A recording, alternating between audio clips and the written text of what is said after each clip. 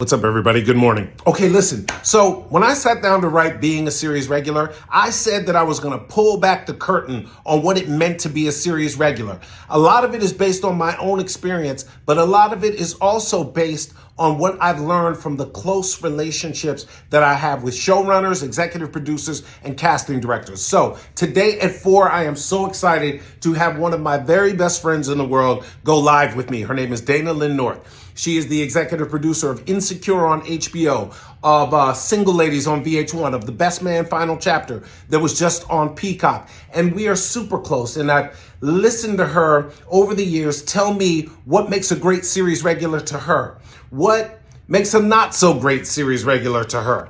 I've listened to her about how she feels about self-tapes and the casting process. So I'm going to ask her all of those questions. I love what is happening with my course because it's turning, like, this is the course. It's not just the thing that you can watch online. It's also this. We are also going to talk about her exciting new venture, which is called Being Loud Sis. It's a wellness brand, and it is so brilliant, and I can't wait for you guys to hear about it.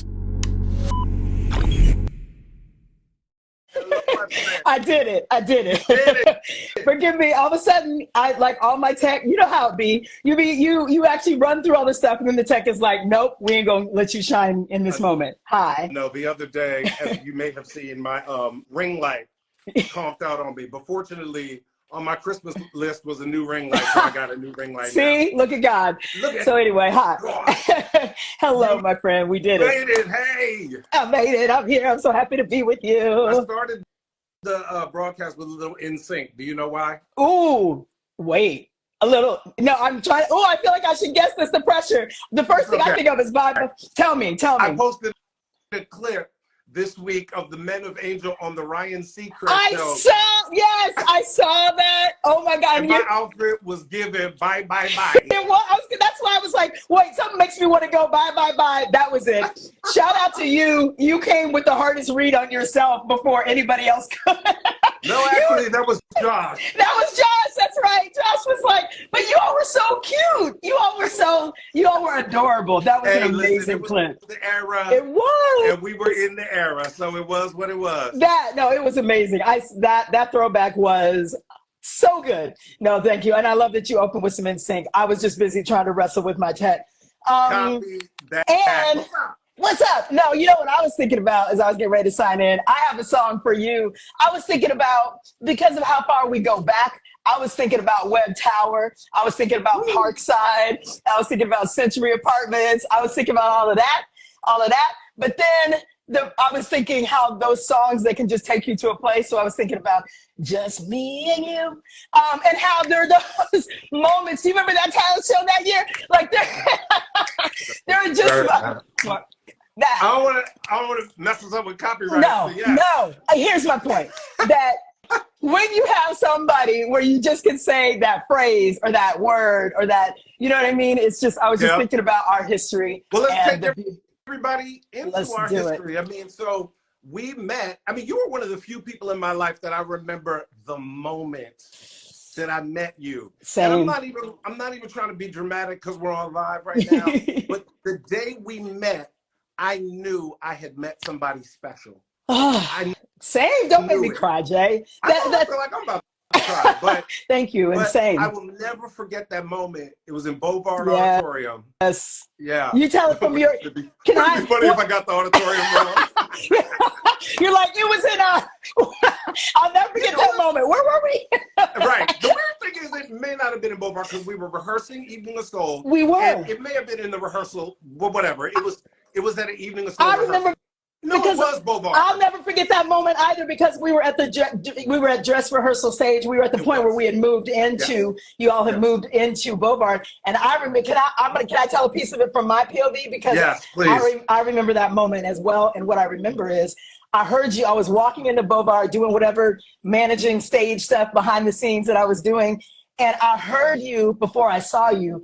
And this is the thing that it connects directly to being a series regular, because there's talent and there's charisma and there's command. Like, I heard your voice and you had this command. Like, he was, Jay, y'all, he was playing a preacher. So he was playing this character and was delivering a sermon. And I don't remember the words. I just remember being like, what is happening? Like that moment where you're just drawn to whomever and whatever is going on. I was magnetically like, and then I saw you at the pulpit that had been set up for you, and say, like, I remember the moment too, because your charisma, your talent, your command, all just like boom, like that's what I remember. And so there is no surprise that you have been a series regular multiple times. Go on. Thank you. And thank you for that. And then the funny thing is, that was exactly why I remembered meeting you. Really? I felt that in that moment, I was in the presence of greatness. I mean, I know that sounds dramatic and like, but I did. I knew that I was in the presence of somebody so special. Wow. And thank you, man. I knew we would be friends, and I knew that you would go on to do incredible things as you have. You know, I have so many wonderful friends. I can't tell you the exact moment we met, but with us, I remember that. So we told everybody we went to school together. We've been friends ever since. We're not gonna say what year. No, shout out to USC. I know, right? Did we actually say that? We've been making a lot of references. You may have already said it, but shout out to USC, where we went to college, met, and it's been Black history ever since. And shout out to Tim Story, who directed that. Even so, Come like, I mean, on. our class was stacked. Oh with, my God. You know, talent. Like, so stacked with the Prentice Pennies and the Terrence Winters and the James Lachey. We'd be here all day if we start doing that. And you know what's so funny about that, even in light of the conversation we're about to have, and I just remembered for the first time that, you know, talking about being a series regular, going to USC was a part of being a series regular for me. That year, the year before we went to USC, or maybe it was 2 years before, John Singleton came out with Boys in the Hood. Yep. I watched every interview he did. And in every interview, he talked about how he went to USC. I'd never heard of USC. Wow. I heard that they had a film school and a theater school. I was torn. I didn't know which one I was going to go to. Yeah. But I remember thinking, if I go to this school, I will probably go to school with some of the future filmmakers of America. So this is the school I'm going to. It was the only school I applied to. I didn't tell my mom.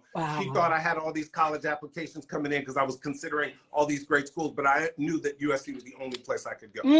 That's what I remember you talking about that. I'm really glad you shared that. Yeah, like that's even back just the focus and the starting to do that preparation even then, right? Yeah. Like is that part. I love that. So anyway, it's wonderful to be with you, my friend. So wonderful to be with you too. So should we jump right in? We should. I think I've said, I've told a bunch of, we've done the things, and if we don't jump right in, I was gonna say, if we don't jump right in, we're gonna be here telling stories. It'll be a whole other live, which will be great. All right.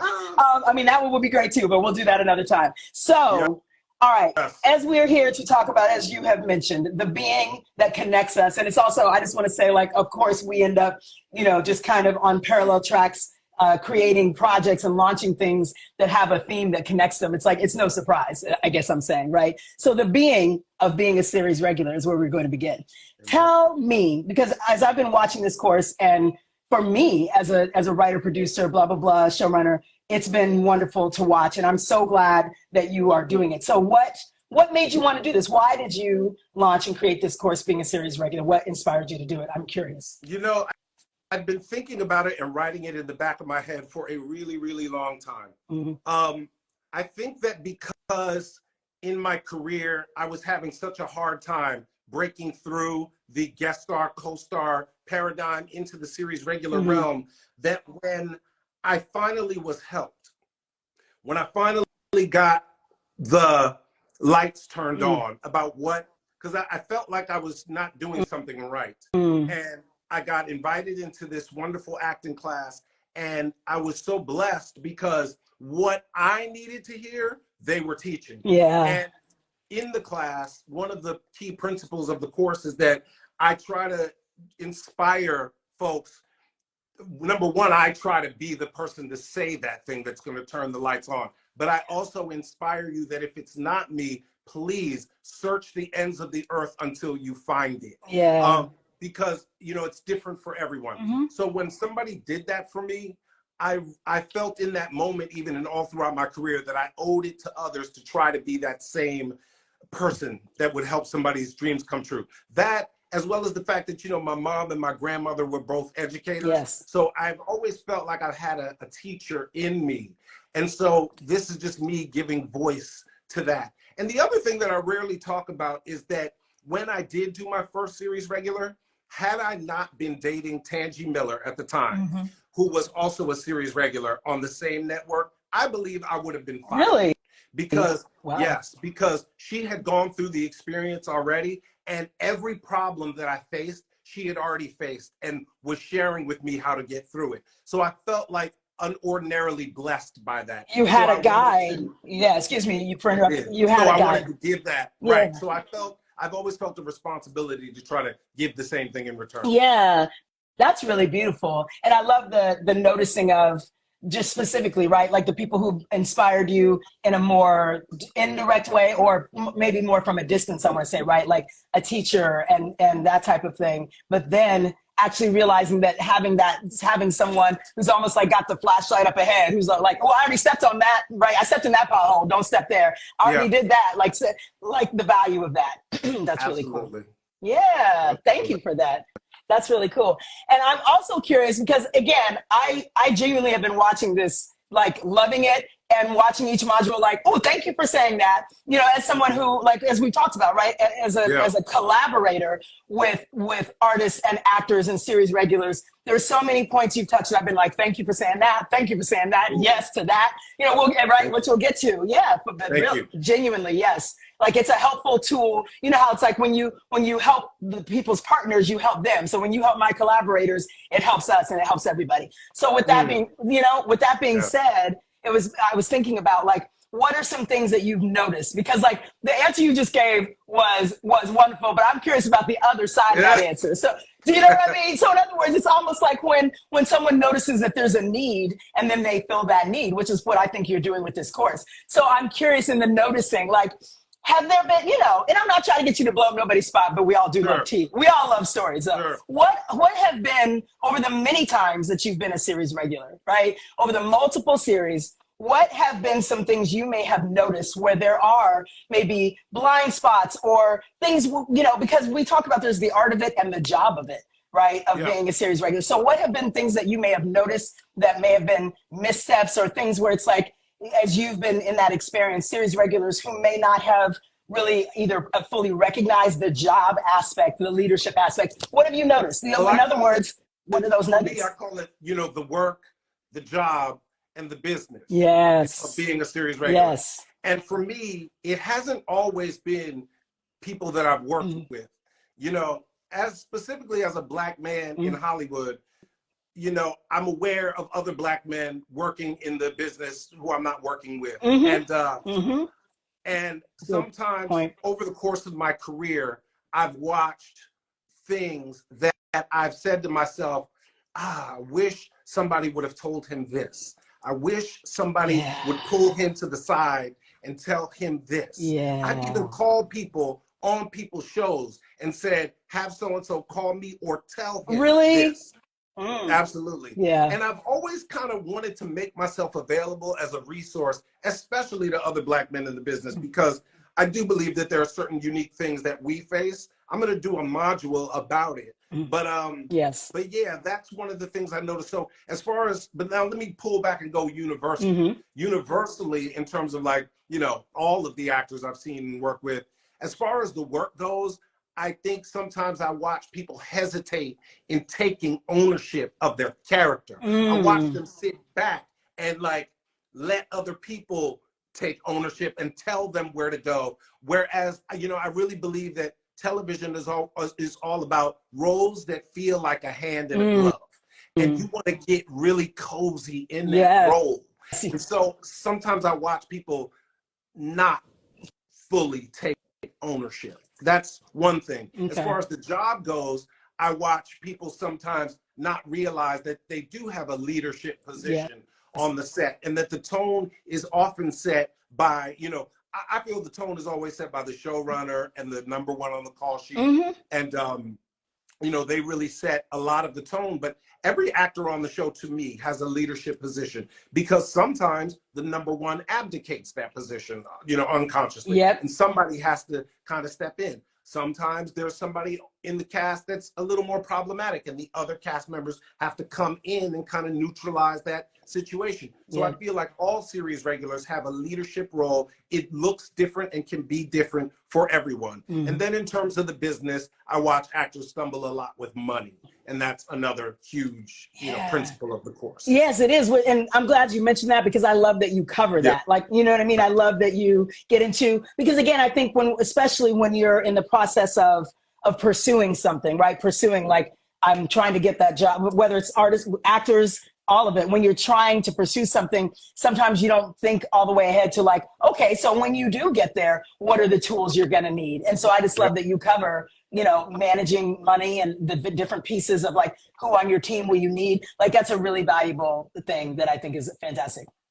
Thank you. So in terms of the question that you just asked me, though, because we're not just here to talk about me in the course, I have such a valuable resource in front of me, a person who is, who hires us and who collaborates with us to create. And, you create shows, and you're an executive producer, and you're so wonderful and do all of these amazing things. So now that I have you in front of me, let me ask you sort of what you just asked me first. Sure.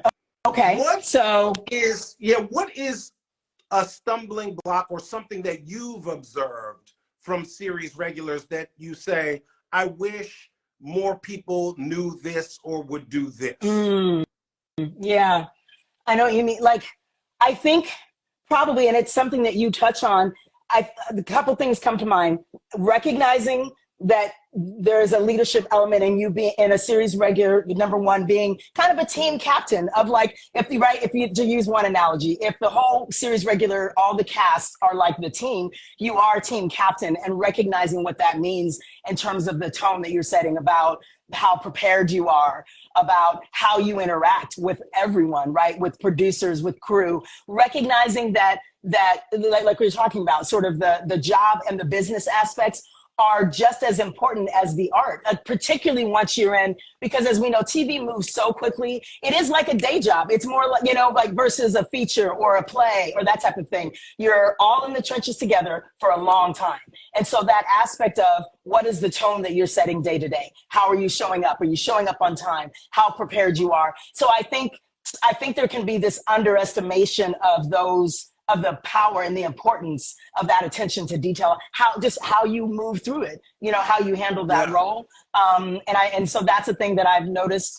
And the other one that comes to mind real quickly is that separation of, like, that important separation. You mentioned taking ownership of your character, which I agree with, but that it is a character you're playing, and that it is not you. And so that recognition, right, and that one is really big. That one is really big because, so, like, this character you're playing might dress like trash. That doesn't mean you out in the world are going to dress like trash, but that character might dress like trash. This character you're playing might make a decision that you might do something in a moment that you really disagree with. But that recognition that finding the humanity in that character and being able to fully separate yourself and recognize that it's not a reflection on you as an actor. Amen. You know what I mean? Yeah. Amen. Yeah.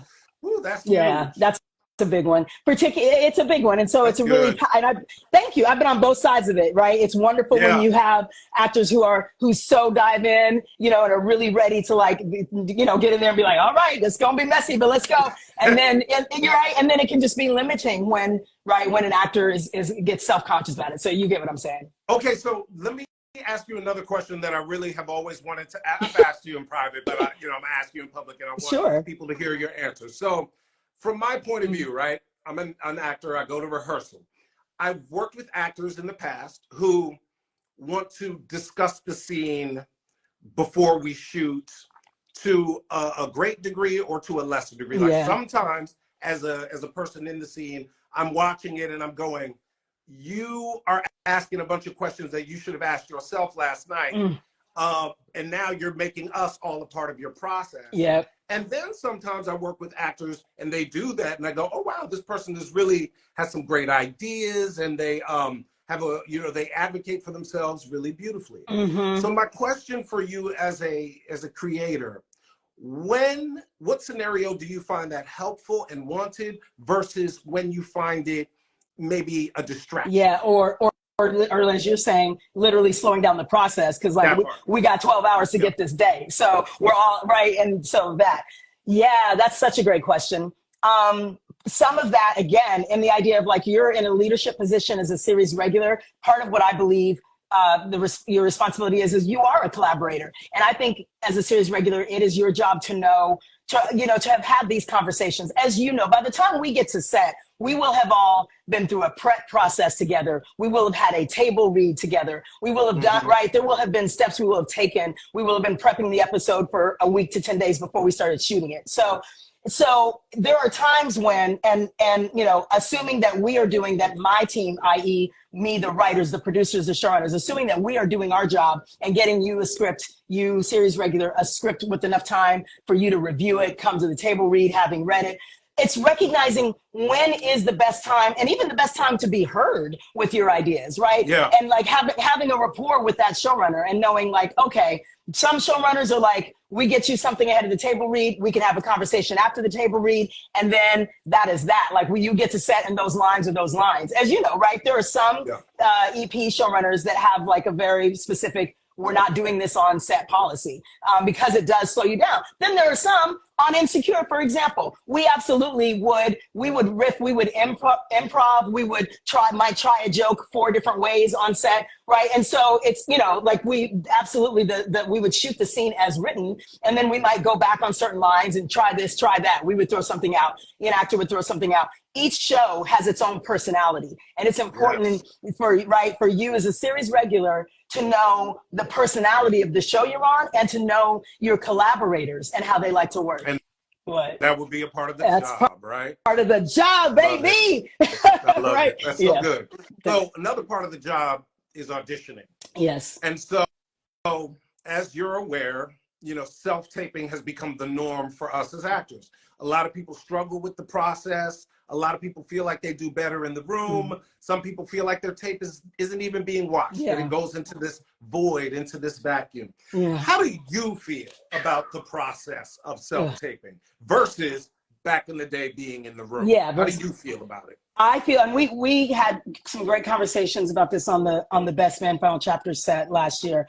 I absolutely agree and believe as someone who is casting, as showrunner, as someone who's hiring, I love being in the room. I love actors coming in to the room. I'm acting surprised. Sorry, go ahead. Yeah, like, you know what I mean? Like I miss it. I want it back. Obviously, right, there was a time in COVID. We don't even need to get too far into logistics. There was a moment where we had to do it, but now we don't have to do it anymore. And I think it works to everyone's detriment because, and again, I love the way you speak to it in the course. But for me, I want to be able to see in the moment, in real time. I want to feel that actor. And as you spoke about in the course, like, there's feeling the presence of that actor and how they carry themselves, as well as, of course, how do you deal with the scene we gave you? How do you immediately on the spot take direction? And that's different than giving you direction over Zoom. Like, it's just not the same thing.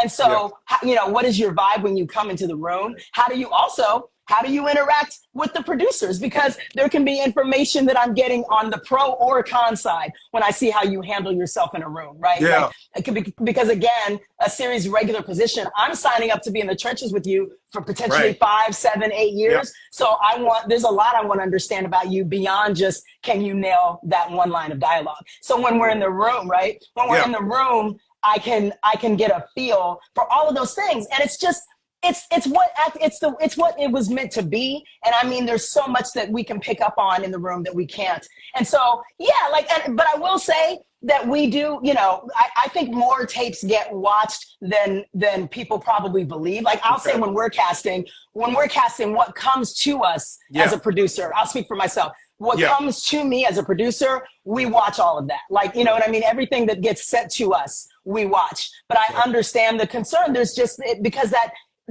a disconnect. The bottom line is there's a disconnect that happens. And so I am bring back casting in person. That's how it's meant to be.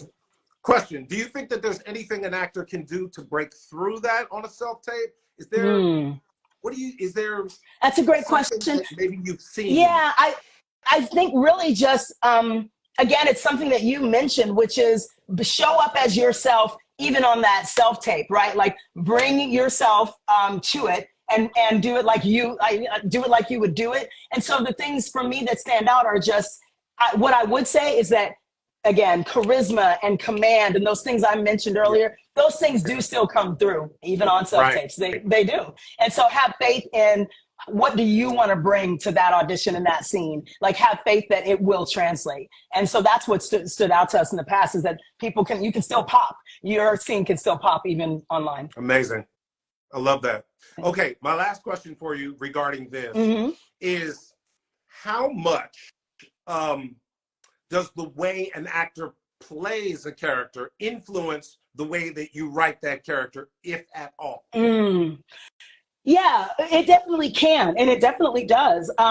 So what would I say? I would say because, again, as it's a dance, like you and I love our analogies, so I'm gonna go through so many in this conversation. So, again, when you're with a series regular position with any of these ongoing roles, it's such a dance where, there's that aspect of what we put on paper, and then what you as the series regular are going to infuse. You as the actor are going to infuse it with some life and some energy that it would not have until you start to perform it, right? And so absolutely, especially when you have time, again, in an ongoing series, and you have a year, you have 2 years, there's those times when it's like, oh, look, this character and that character, now that we're seeing these two people on screen together, ooh, their chemistry pops, or, ooh, their chemistry does not. And I don't even mean, and that's not even just referring to relationships or romantic. All across the board, right? These two guys, when they're in a scene together, the way they bounce off each other and the way they riff and the way they act as best friends, oh my gosh, we got to write more stuff for them. Or these people anything. It can be these two coworkers.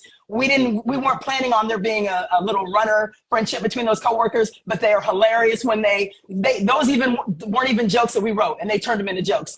Whatever it is that you notice. So absolutely, the way you play a character can influence it. But I think I will just say, I think the goal is, like, again, bringing your best work to that character and then letting it unfold, versus, you know what I mean? I just want to speak to like so many things. If you go in trying to do that, that isn't necessarily the goal. I think the goal is bring your best work to the character and see what organically unfolds out of that.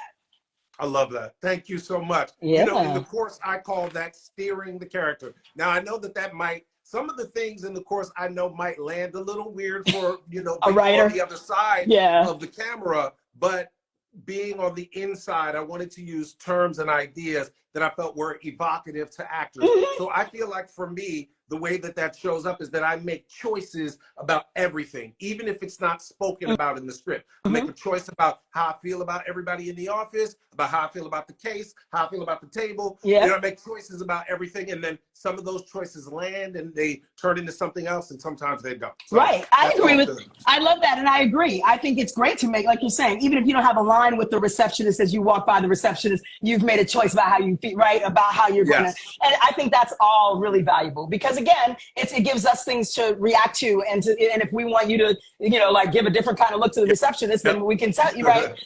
All that kind of stuff. Yeah. Exactly. That's all about that relationship that you create with your showrunner, collaboration. Yeah, the collaboration. Yeah, go ahead. Dayna, thank you for answering my questions about this. Obviously we could be here all day. Those are great questions. I also want the people to find out about what you're working on right now, because it's so exciting. Thank you. So I mentioned a few times that it's called Being Loud Sis. Yes. Before we get into exactly what it is, I want to also tell people that since the day I met you, your production company was called Loud Sis Productions. Yeah. Before we get into what's going on today, where did that name come from? Loud Sis Productions. And you're so right. Like, when I was in film school, and we all would go to the movies and see those cards at the end of a movie. And I'm in film school. I ain't got no production company, but I just was making, I just was like, oh, I'm going to make a little card for the end of my short and put up my little whatever. And it just felt like me being real about who and what I am and how I show up, right? It just felt like, all of my Sagittarius, shout out to our season, all of my me, right? It just felt like when it just came to me when I was shooting shorts at USC and wanting to think of, like, if I had a company name one day, what would I want it to be? And Loud Sis is just what felt like it captured also that idea of I spent a lot of time in my life a little bit feeling like I was on the margins, whether it's because I'm a big girl, a brown girl, all these things, right, that are not necessarily centered or valued. And I think there was also my way of wanting to push back, even within myself, against that tendency, to ever shrink or ever, be quiet or hide my light, as they say. So I think it was really trying to like lean into like, no, I'm gonna be here, and y'all gonna see me. I love it.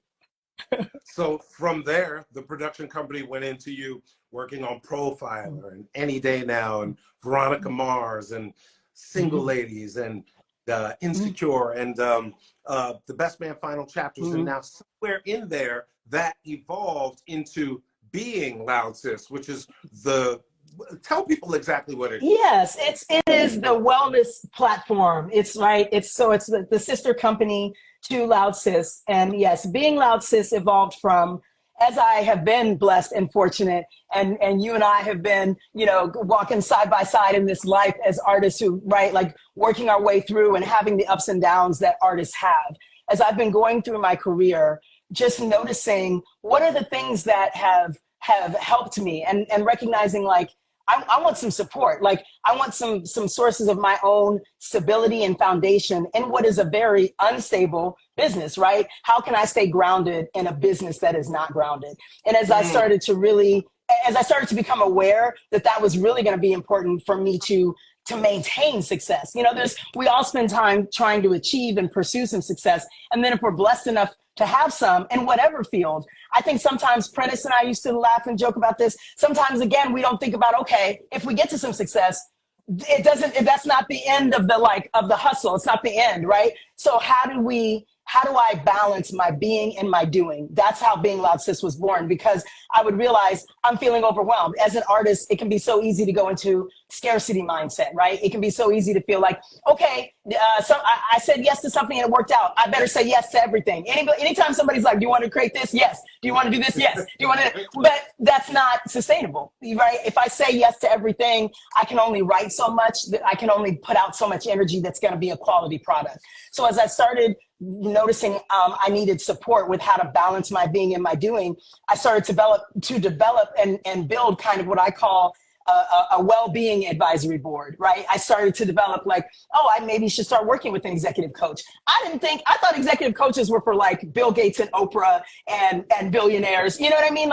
But as I started to learn and become aware, like, okay, executive coaches are available to artists. That sounds like a valuable thing.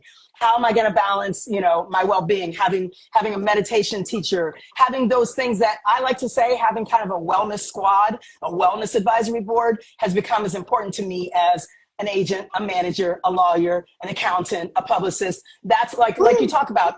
In the business of it and the job of it, I need those things. But in the being of it, in the maintaining my being, I need a squad that helps me do that. Otherwise, I won't be well enough. I truly won't be well and healthy enough to keep doing and to keep hustling if I don't maintain my being. That's how Being Loud Sis was born. I love it. Oh my God, that's so beautiful. Thank you. In the course, I talk about that as well in terms of structuring your team and thinking outside the box about the people that you can bring in to help you in whatever, personally or professionally. So you have this wellness advisory board. How does that translate into Being Loud Sis? Yes. So what that means is, and we've launched, and I think it's here on the page you can see, we're talking about it in the comments, because Being Loud Sis, the IG page, has joined us, and so shout out to y'all. We are going to be doing. I pinned their comment, so if you want to go to the page after the live, please come check us out. So as I've been launching Being Loud Sis, it is a company, but right now it is a page that you can go to and get practical tools, right? So for me, the goal is, we live in this grind culture and a hustle culture, but it's important in the course of a day, if you've got meetings, you've got whatever auditions, whatever's going on from 9 a.m. to 7 p.m., where are you going to be on that calendar? And so the way that like the wellness squad shows up is we are offering the tools And having that squad is an advisory board for Being Loud Sis. And so if you are a part of our ecosystem, you have access to people that can advise you on, but have you scheduled you into your day? Do you have an hour that is just you time so you can go meditate or go to breath work?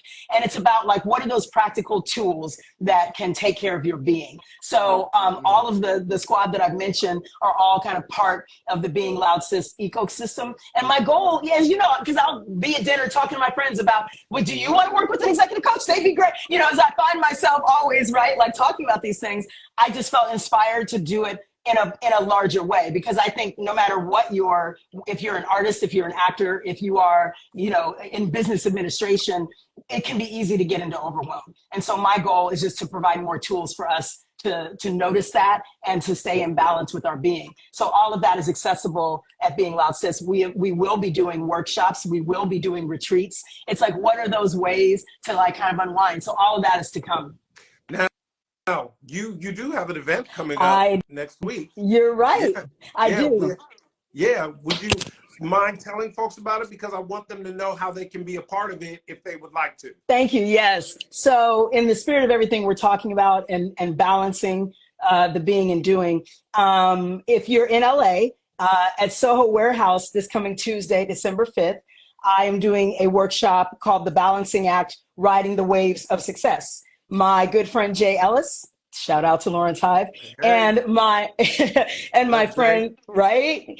So my friend Jay Ellis and my friend and meditation teacher, member of my wellness advisory board, David Gandelman, I'm doing kind of an interactive workshop with them that's going to be about all these things that we're talking about. So for Soho House members, you're welcome to join us. And I do have a few guest spots available, which we can talk about, in a minute. But if you're in LA and you want to join us. But yeah, it's a workshop about, again, once you've achieved some success, what are some tools you can put in place to help you maintain that? So if you follow the page, Being Loud Sis, and DM them, you can get one of those spots at the event next week if you're here in LA. There's just a few left, right? Yes, correct. But you can. Let us know. Come join the Being Loud Sis movement and follow us, and we would love to have you there for sure. Okay, listen, I know we're kind of over time, but I have one more question that I want to ask you, if that's okay. Of course, please.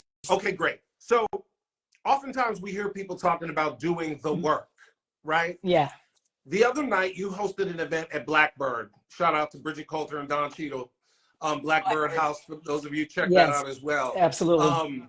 You hosted an event, and afterwards I said to you, I just saw something different in you. I saw a light in you that I saw the day that I met you, but I saw it in a much more radiant way. You just seemed so secure and grounded and just so in your purpose. And it really brought tears to my eyes to watch you on stage that night. It was just a few weeks ago, and I told you about that. So for anyone out there who's listening who might have some troublement in their lives at the moment. Yeah. What is the work, and what is the work that you did to get you to where you are today? Whew. That's such a powerful question, Jay. And also thank you for all of those reflections. We thank you for that. It's been just a beautiful thing to be on the journey of life with you, my friend. And when we get a chance to reflect those to each other, it's just, thank you. The work. I would say for me, the work that has led to this moment was really being honest with myself, sometimes about how my actual work, my creative work, my art was going to benefit from me doing my personal work, my internal work. So, and that can look like, right, it looks different for all of us, but that might mean really dealing with long held fear or trauma that I might have buried and don't want to look at, right? Or that classic thing, people call it imposter syndrome, but that phrase is, but the insecurity that I think we all walk through this life with that can pop up in different ways and can, for me, right? I still absolutely struggle with insecurity when it comes to writing or my art in those moments, and how to make peace with all the light and all of the shadow of me, and also how to recognize and be honest about, again, when I need support, when I might have overcommitted myself. And so I'm feeling like I'm in overwhelm. Being honest about, oh, I didn't get enough sleep this week. And so now I'm really exhausted, but I need to make sure I'm communicating to my partners or people I'm working with so that people know what's going on with me. And doing the work is actually really looking at my shadows, looking at where do I need to give myself more grace and care, as well as where do I need to celebrate myself? Like, what does that work look like and who can help me do it? Which brings us back to the wellness squad. Like, who do I need to help me with the work? Do I need a Reiki practitioner? Do I need a yoga teacher? Do I need a therapist? And I believe everybody can benefit from that, right? So doing the work of what's going on with me that might be keeping me from doing my best work out in the world, and how can I honor my being and take the best care of my being so that I can do the best work. That's what the work has been for me over the years. Amazing. Can I ask you one more question, or are we too far back on time? Okay. Yes. Yeah, let me because on the being of it, and again, I just think it's so beautiful that that there's a connection here. I'm curious, like one of many things that I love and admire about you is that you maintain the position and the posture of a seeker. I believe you are a natural teacher, and I'm so glad. That's why I'm so glad you're doing this course. But I love the way you seek to challenge yourself, seek to grow, seek to continue your education. And so I'm curious about, like, even you taking on, launching this course, like, were there things about it that challenged you in ways that you may not have, expected? I just am wondering about that under the being of it all. Yeah. Yes, Dayna.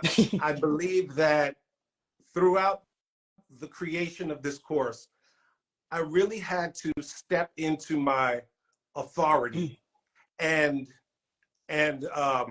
give it to myself and say, you've been doing this a long time.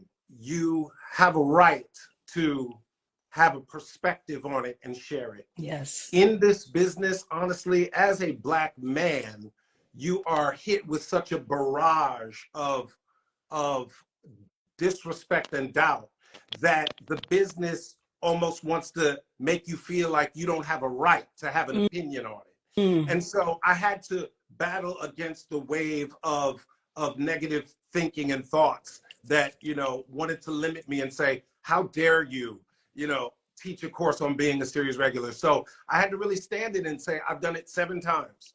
I don't know, the biggest stars in the world haven't been a series regular 7 times.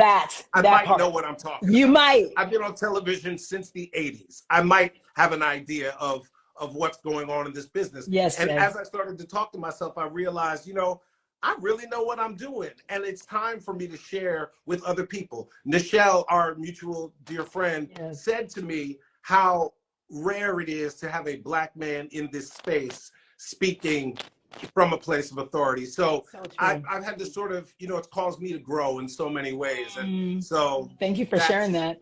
That's what the being has been for me. That's so beautiful. Thank you for sharing that with me, my friend.